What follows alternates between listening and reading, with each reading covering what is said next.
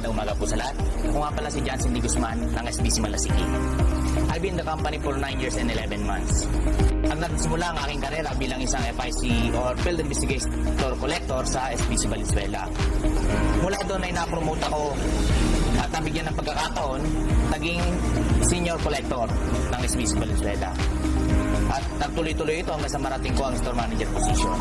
So, ang assignment ko is Mandaluyong Branch na CR. Then after that, napag-desisyonan ko na umuwi po ng Pangasinan at napagbigyan naman ang ating team.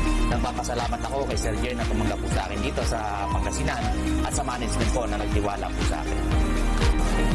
Unang-una, motivation ko sa araw-araw is yung pamilya ko.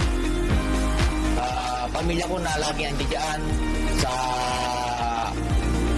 oras na ako'y nangangailangan. Pangalawa ay yung mga tao na naniniwala at mga kasamahan sa trabaho na nagtitiwala sa kakayahan ko.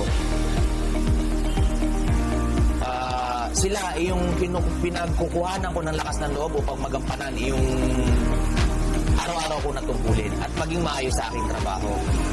Ayoko kasing pagdating na araw is maging prayer sa kanila. So, hindi ko na nasasabi na sekreto ang tagumpay ko bilang sa kapatid.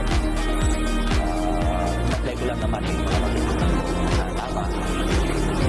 At bunga ito ng at ito ang naging bunga ng kapatid sa trabaho. Yung bilang sa leader, kailangan marunong ka mag-desisyon ng plano. Mag-desisyon kung paano tama. Ano yung solusyon at hindi lang at magpaplano ko sa kapatid direksyon na gusto mo sa akin. So, bilang isang leader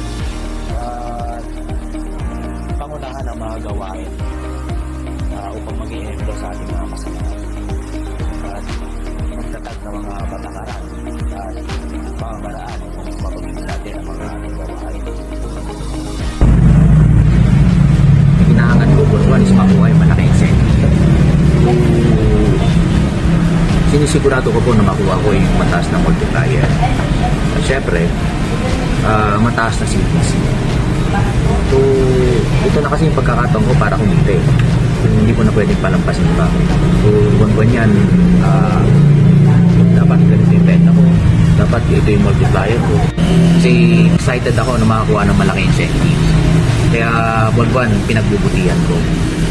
Ito na rin yung motivation ko bukod sa pamilya ko.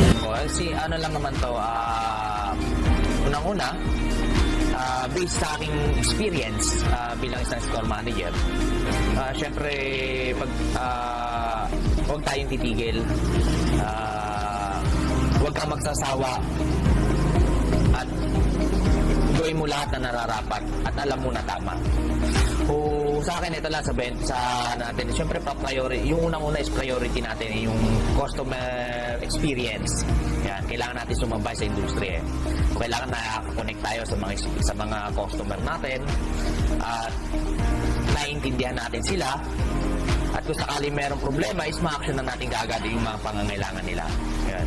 Then, siyempre, pangalawa, kailangan mo bumuo ng matibay na samahan o yung team mo, tinatawag po natin. Kasi sila lang yung makakatulong. So, mag-guide ka dapat ng tao na para dun sa akin na kailangan mo.